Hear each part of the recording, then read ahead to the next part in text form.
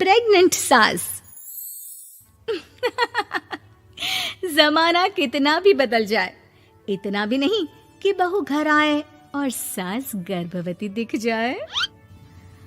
देखो मीरा, माँ का पूरा ख्याल रखना है, उनसे अब काम नहीं होता है। क्यों, क्या हो गया है? तुम्हारी माँ तो हट्टी कट्टी दिख रही है, पूरी शादी में घोड़ी की तरह नाची है, अब क्यों काम नहीं होता उनसे? वो माँ प्रेग्नेंट है ना, बच्चा होने वाला है। मैं कभी भी भाई बन जाऊंगा इस साल के अंत तक।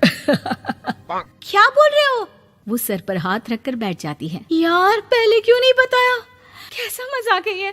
झूठ बोल रहे हो ना? हाँ, झूठ बोल रहे हो ना? तभी ससुर की आवाज आती है। बहू, पानी गरम कर दे, तेरी सास को दवाई देनी है। समय पर दवाई ना दी तो परेशानी हो जाएगी। और हाँ, जरा काजू पीस कर दूध में मिलाकर ले आना। तेरी सास खुद से तो अपनी संभाल करेगी नहीं। हे भगवान, ये मैं क्या सुन रही हूँ? ये ससुर जी को क्या हो गया है? मैं क्या सोच कर आई थी? हाय रे, मैं तो किसी को मुंह भी नहीं दिखा पाऊंगी। अब ये रोना धोना बाद में करना, पहले गर्म पानी कर दो, माँ को दवाई देनी होगी। और हाँ, रात को माँ के पैरों में तेल लगा देना। बहू को गुस्सा आ जाता है, वो बड़बड़ करती किचन में जाती है जहाँ उसका ससुर खड़ा होता है। एक बड़ी जिम्मेदारी है हम सबके सर ऊपर। इस उम्र में माँ बनना खतरे से खाली नहीं होता। हाँ हाँ पता है, तो क्यों बन गई माँ? अरे खतरे से कम नहीं है तो क्या जरूरत थी लल्ला पैदा करने की? कैसी बात कर रही हो बहू? क्या तुम खुश नहीं कि घर में एक नया मेहमान आएगा, छोटे छोटे पैरों से पूरे घर में घूमेगा? पिताजी, ये हाथ जोड़े आपके, आप यहाँ से जाओ।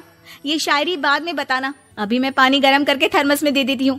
सारा दिन पिलाते रहो गरम पानी। और हाँ, ये बच्ची की बात बार बार मुझसे कोई नहीं करेगा। बहू का पारा अब चढ़ा ही रहता था। वो काम तो सारा करती, लेकिन किलस किलस कर। मीरा सारे काम से फुर्सत पाकर बैठी होती है कि माँ का फोन आ जाता है। बेटा, बहुत बड़ी जिम्मेदारी है तेरे सर पर, अच्छे से निभाना। ससुराल में हर किसी को खुश रखना वैसे तो मुश्किल है, लेकिन भगवान ही हिम्मत देता है बहू को हर कुछ सहकर सबको खुश रखने की। क्या बड़बड़ किए जा रही हो माँ? जानती भी हो कि यहाँ क्या चल रहा है? मेरी सास, अरे तेरी सास तो देवी है देवी। कितने खुश हो रहे थे सारे तेरी सूरत देख देख कर। पता नहीं जैसे बहू नहीं कोई मन मांगी मुराद मिल गई हो उन लोगों को। अरे बात तो पूरी सुनो। मन मांगी बुरा तो पूरी हुई है। अरे मेरी सास को बच्चा होने वाला है, प्रेग्नेंट है वो। क्या बकवास कर रही है मीरा? ये बात किसी को कहना मत। मुझे तो बता दिया, लेकिन अब अपनी जबान सिल ले। कहाँ है तेरी सास? बात तो करा मेरी। पूछू जरा, पोता पोती खिलाने की उम्र में खुद का बच्चा खिलाने का शौक कहाँ से आ गया? और आया भी तो बताना तो चाहिए था। अब क्या नाक कटाने के लिए हम लोगों से रिश्ता जोड़ा है?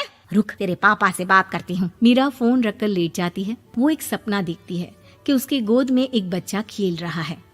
भाभी की गोद में कितना खुश दिख रहा है ना, लग ही नहीं रहा कि भाभी है। मैं तेरे लिए क्या लाया हूँ, सोने की बालियाँ।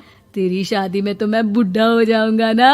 अरे कैसी बात कर रहा है बेटा, इसकी जिम्मेदारी तो तू ही लेगा।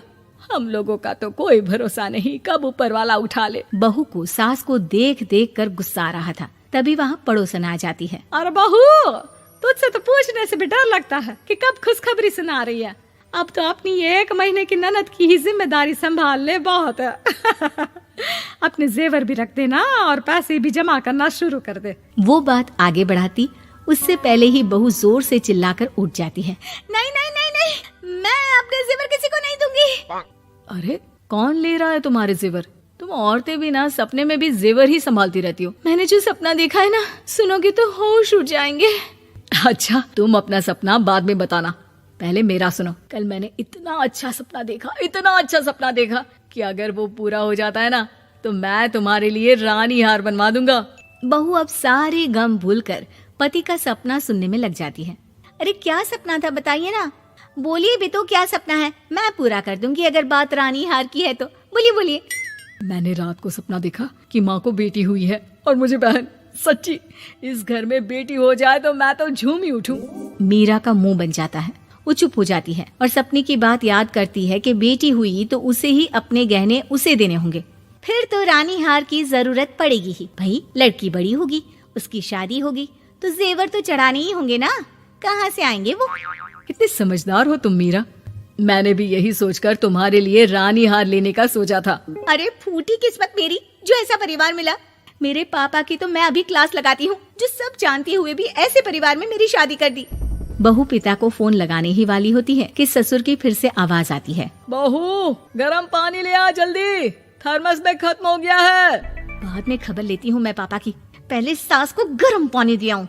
बहू अभी किचन में काम कर ही रही थी कि मीरा के मम्मी पापा आ जाते हैं। वो हाथ में ढेर सारे फल लेकर आते हैं। मीरा के पिता मीरा के ससुर से कहते हैं, लीजिए भाई साहब, ये फल रखिए, बहन जी को खिला दीजिएगा। वैसे कैसी है उनकी तबीयत? बस पता तो है आपको, ऐसे वक्त में जो होता है बस वही सब। मुझे तो सुनकर बहुत गुस्सा आया था, लेकिन चलिए, भाग्य में जो है लिखा उसे कौन टाल सकता है।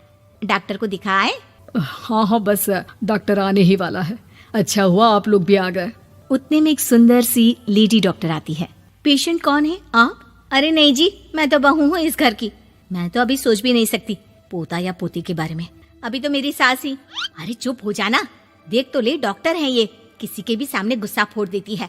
डॉक्टर कमरे में जाती है और थोड़ी देर बाद बाहर आ जाती है। पीछे से सास भी निकल आती है। हे भगवान, इतना दुख तो किसी को भी ना दे जितना मुझे दिया है। देखिए बहन जी, आप लोगों को तो ये सोचना भी नहीं चाहिए था।